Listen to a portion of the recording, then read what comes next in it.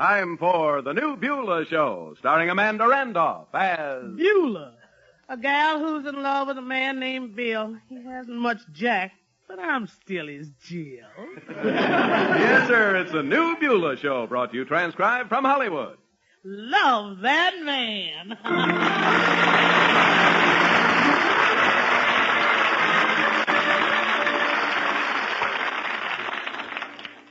No crystal ball is necessary to get a load of your future tonight. Just stay on CBS Radio and you'll find out that two delightful and fascinating ladies...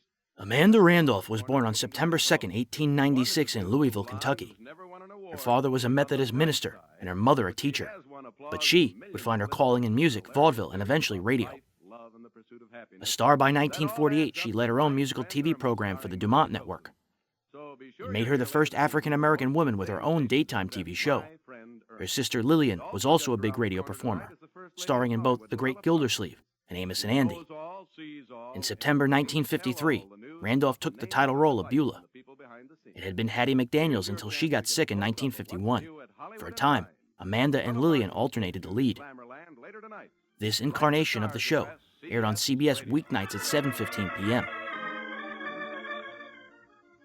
And now on with the show. Yesterday, Beulah suggested that Oriole Winston's boyfriend, Loose Tooth, open a little restaurant. That's right.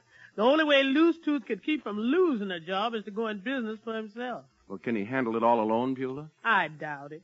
So my boyfriend is going to help him get started. Does Bill know anything about restaurants, Beulah? Does he? Well, he's known as the Duncan Hines of the Tums for the Tummy Set. Oh, excuse me, Mr. Jacobs. That's my knife and fork wizard now. It's Bill, baby, your clinging ivy in the garden of love. Well, come on in, Ivy, and cling to me. Sweetheart, you gave to the man who just put over a deal with Loose Tooth Harrison and the City Rapid Transit lines. Oh, you mean it's all set, Bill? That's right, my little tub of temptation.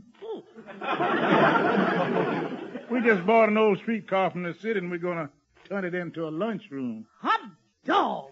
Meals on wheels. Yeah, but the deal cost a little more than Loose Tooth had, so I put up some of my money, and we formed a little corporation. Bill, your corporation was formed a long time ago. Oh, of course, honey. Yeah. If you really want to make sure we do a big business in the lunchroom, you can help us out. Oh, what could I do, Bill? Well, if you and Oriole could manage to get a few hours off each day, you could do the cooking for us. Oh? Do you think the Hendersons would let you take part-time off? I can ask them, Bill. But suppose they say no. Then Loose Tooth will have to do the cooking. And, baby, you know that old play called A Streetcar Named Desire? Yeah, I've heard of it. Well, I'll be stuck with a streetcar called Indigestion.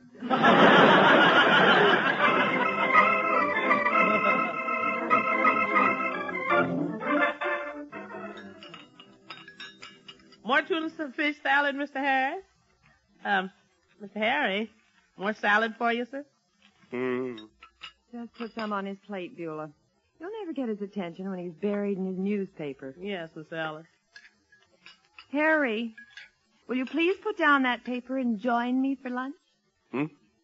Oh, yeah, sure. What were we talking about? Well, before you buried yourself in the comic page, we were discussing Donnie's future. Oh, yeah.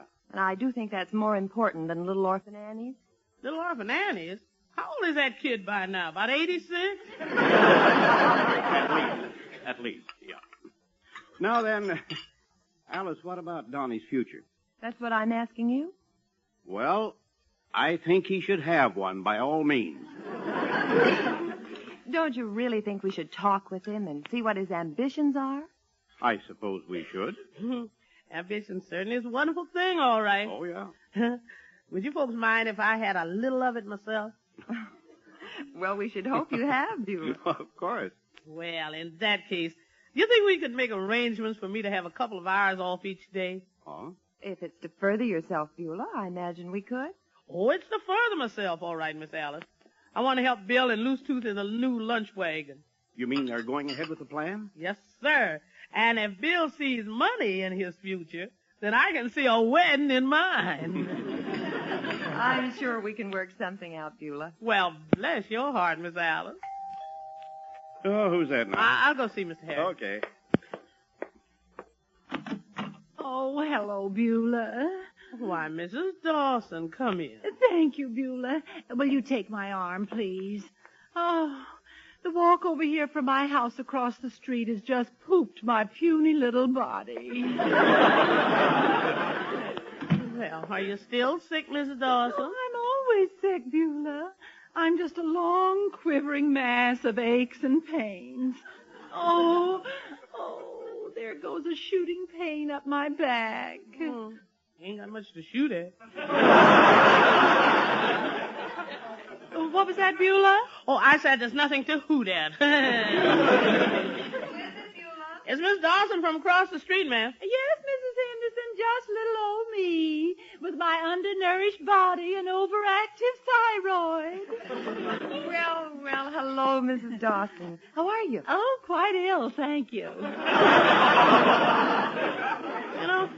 You don't look so well. Oh, I'm so glad you noticed. Mm-hmm.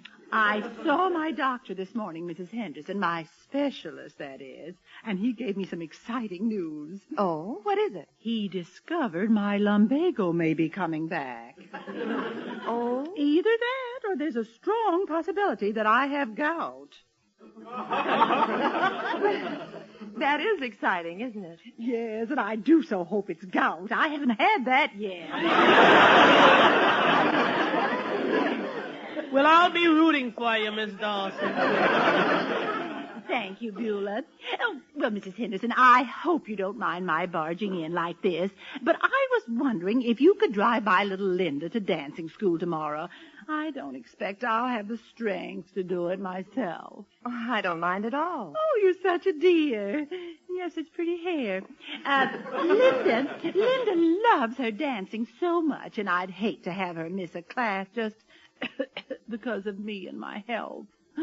Well, don't worry, I'll take her. Oh, thank you so much, my dear. Well, I really must hobble home now and put on my elastic stockings. Well, are your legs bothering you too, Mrs. Dawson? Well, not yet, but there's no sense waiting until the last minute. Goodbye. Beulah would air until May 28, 1954.